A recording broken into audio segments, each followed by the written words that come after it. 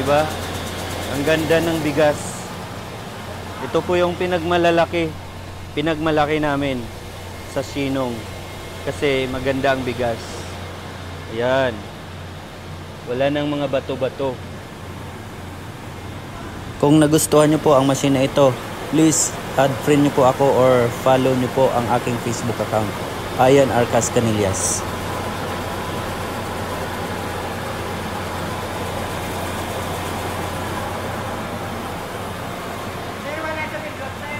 Oo. Wala sa binlod? Binlod? Oo. May ara. Bale yan, Paris po. Hinanap nila kung saan ano. Ito ang final. Ituturo mo sa kanila saan lalabas yung binlid. Ha? Aray na to? Ha? Okay.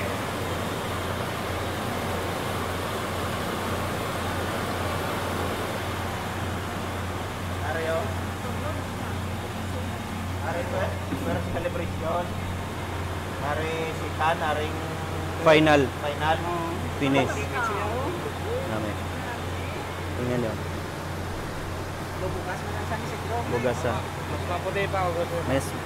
Mas may maputi pa. Yan. Pwede pa. Oo, matipis na tama. Kapag mas maputi, maraming darak. Oo, maraming darak. Kapag ganito, konti yung darak. Oo, kinikis-kis niya. Oh.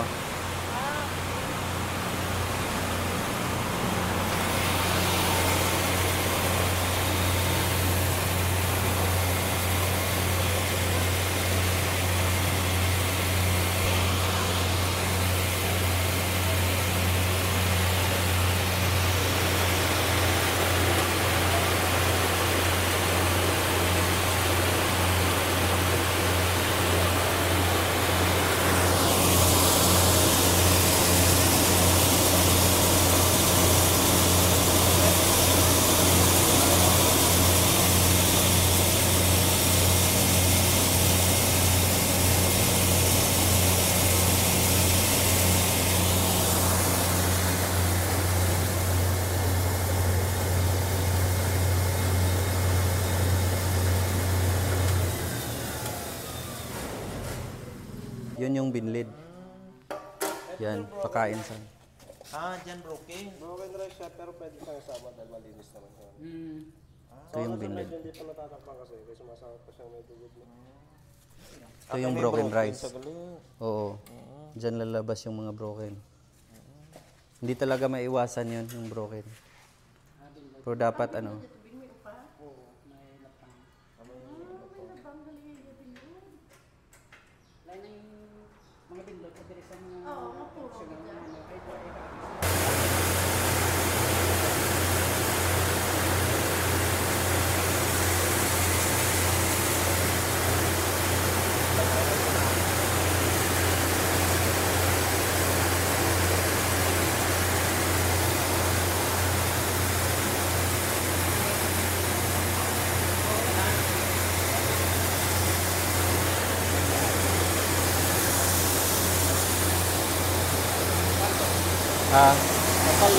Kapal.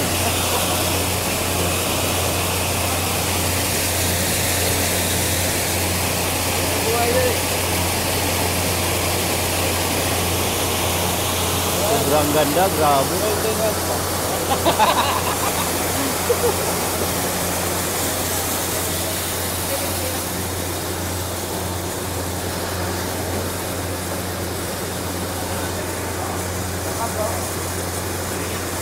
Kita yung screen, no? Oo nga. Ayan ang ganda, ang dami. Oh. Grabe oh, ganda. Perfect ah.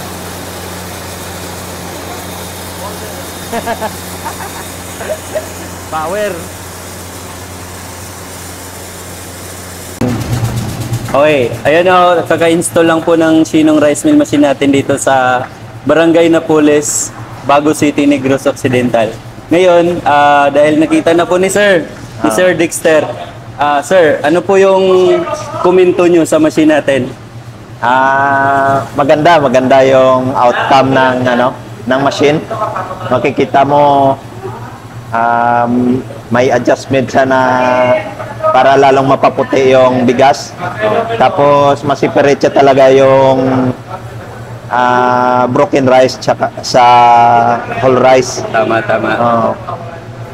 Maganda yung niya, parang multipass na malaking rice mill yung outcome niya. Tama. Makikita ko rin nalalaman ko rin kasi dati nagigiling din ako sa malaking rice mill. Okay. Maganda yung Sinong rice mill. Tama. So, Thank you. Bakit kayo nag-decide na bumili ng Sinong? nakikita ko kasi sa mga feedback ng mga customer na nakakuha ng Sinong, maganda yung nila, yung feedback nila. So, na-convince din ako na kukuha ng ganitong unit. So ngayon, meron na tayong proof. Na prove muna na maganda talaga yung... maganda talaga, maganda. Pwede So, pang si commercial talaga. Anong masasabi niyo, ma'am? Yes, thank you po. Maraming salamat sa inyong tiwala sa amin. Pang commercial talaga yung yung outcome ng Tama po. Sinong rice mill. During installations po, ang ginagawa po ng technician natin ay tinuturuan po talaga at tinitrain ang operator. Kung sino po yung mag-operate ng machine. Kaya po, bago po alis yung technician natin, maituturo po lahat. Mula po sa pag-install ng machine, paano mag-operate, paano mag-alaga ng machine, at paano rin po mag-troubleshoot.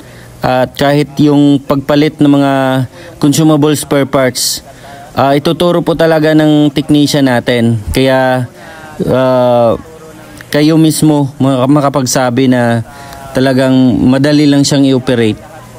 At yung operator naman po, kung sino po yung nag-operate, kailangan nyo po i-add doon sa group chat natin para kung meron pong silang nakitang problema anytime, pwede po sila makapag-message agad sa messenger natin, sa group chat. At ma-assist din po ng technician natin sa messenger. So, yun lang naman po ang kailangan. Dito naman po sa palay, bago po natin isalang dito, dapat na ibila dito ng maayos. Nasa 14% and below po ang moisture content ng palay. Yun po ang pinakamahalaga.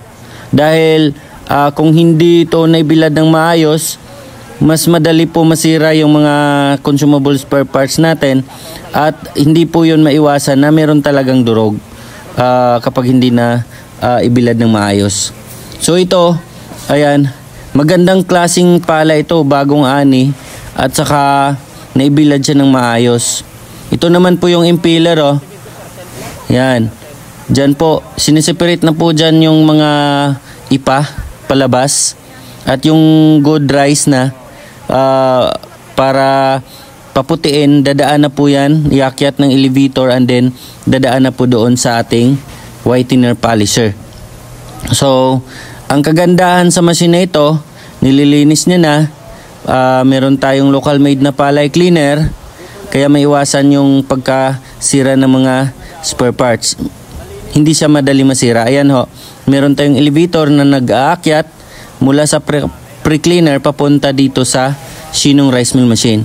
Makikita nyo merong parang alikabok, natural lang po yan, normal lang po yan, ganun po talaga sa palay, meron siyang alikabok pero hindi siya ganun kalakas yung alikabok.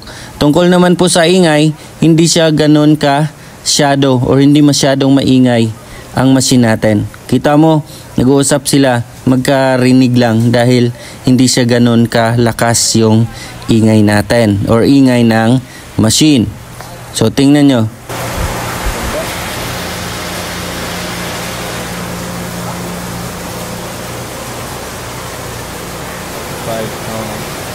Ganda. Pero pwede pa natin i-whiten yun. Sobrang ganda, di ba? Lumiliit ang bigas. Okay na to? Ito maganda.